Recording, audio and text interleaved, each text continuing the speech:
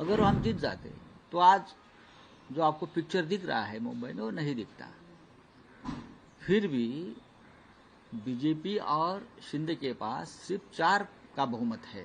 तो हम आपको मुंबई अडानी के जेब में नहीं डालने देंगे, या ठेकेदारों का राज आप लाना चाहते हो यहाँ, वो हम नहीं लाने देंगे। लेकिन हमारे पार्टी में कुछ जयचंद थे, अगर वो जयचंद नहीं पैदा होते तो भारतीय जनता पार्टी के 100 पुरखों की भी यहाँ तादाद आती, तो भी यहाँ मुंबई में बीजेपी का मेयर नहीं बन सकता था। बात ऐसे एमएनएस के जोर की बात छोड़ दीजिए।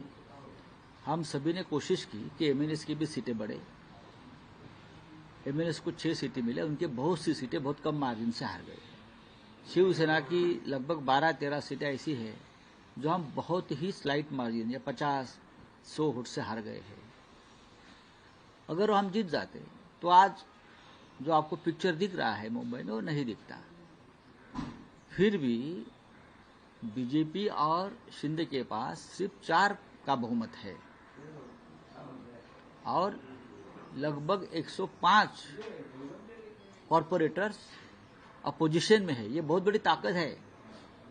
वो जो महानगर पालिका का जो सदन है, ये अपोजिशन की ताकत सबसे बड़ी है। तो हम आपको मुंबई अडानी के जेब में नहीं डालने देंगे, या ठेकेदारों का राज आप लाना चाहते हो यहाँ, वो हम नहीं लाने देंगे। 100 से ज्यादा हमारे जो पार्षद है वो आपको हर मोड़ पर रोकेंगे जब ऐसा काम आप करेंगे। बहुत बड़ी ताकत है ये। ठीक है, मेयर नहीं, लेकिन हमारे पार्टी में कुछ जयचंद थे, अगर वो जयचंद नहीं पैदा होते तो भारतीय जनता पार्टी के 100 पुरखों की भी यहाँ तादाद आती, तो भी यहाँ मुंबई में बीजेपी का मेयर नहीं बन सकता था। किसी तरह से कोशिश की जाएगी आपकी पार्टी का मेयर बने, जोड़ तोड़? नहीं, हम अभी कुछ नहीं करेंगे। किसी तरह जोड़ तोड़ पर हमारा विश्वास नहीं है, लेकिन हमारे पास बहुत बड़ा आंकड़ा है, बहुत बड़ी संख्या है। अपोजिशन के पास एक ऐसा आंकड़ा है, हम कभी भी तख्तापलट कर सकते हैं, लेकिन हम डेमोक्रेसी का आदर करते हैं, लोकतंत्र का आदर करते हैं। कैलकुलेशन कहाँ मिस जजमेंट हो गया? नहीं, हमारे 10 या 12 से ज्यादा जो हमारी सीटें हैं वो बहुत कम मार्जिन से हार गए।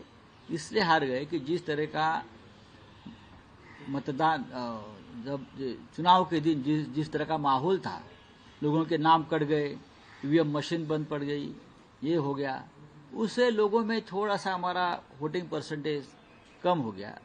नहीं तो हम जरूर जीत जाते। सर, जिस तरह से देवेंद्र फडणवीस की जो छवि बन के सामने आई है विकास पुरुष की, कहीं ना कहीं उसका फायदा होते हुए नजर आया है। अब उनके दिमाग में प्रधानमंत्री बनने का ख्वाब है।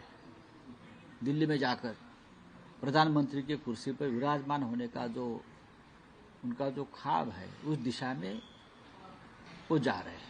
आप उनको श्रेय देंगे? क्योंकि हमने देखा था पिछली बार जब बीएमसी के चुनाव हुए थे 2017 में, और उससे पहले तो बड़े बड़े नेता सीएम वगैरह यहाँ पे आए थे, पर इस बार ये सब दिखा नहीं। ऐसे लगता है कि सिंगल नहीं, इस बार ऐसा था कि उनको लगता था कि हम मुंबई जीत नहीं पाएंगे। उनको पूरा विश्वास था मुंबई जीत नहीं पाएंगे, और मुंबई उसने जीती भी नहीं है। ये टेम्पररी फेस है।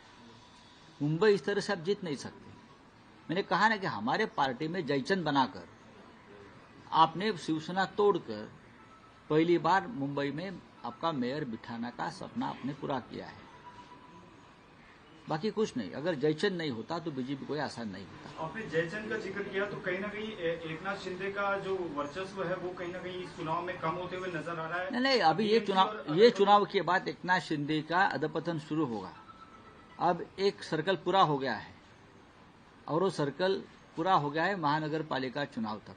लोकसभा, फिर विधानसभा, फिर नगर पंचायत, और फिर अब महानगर पालिका।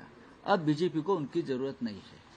सर, एक और सवाल है। पीएमसी और पिंपरी चिंचवड के बाद जो नतीजे आए हैं, शरद पवार और अजीत पवार को काफी सेटबैक वहां दिखने में है, क्योंकि एक पूरा वन साइडेड दिखाई दिया है।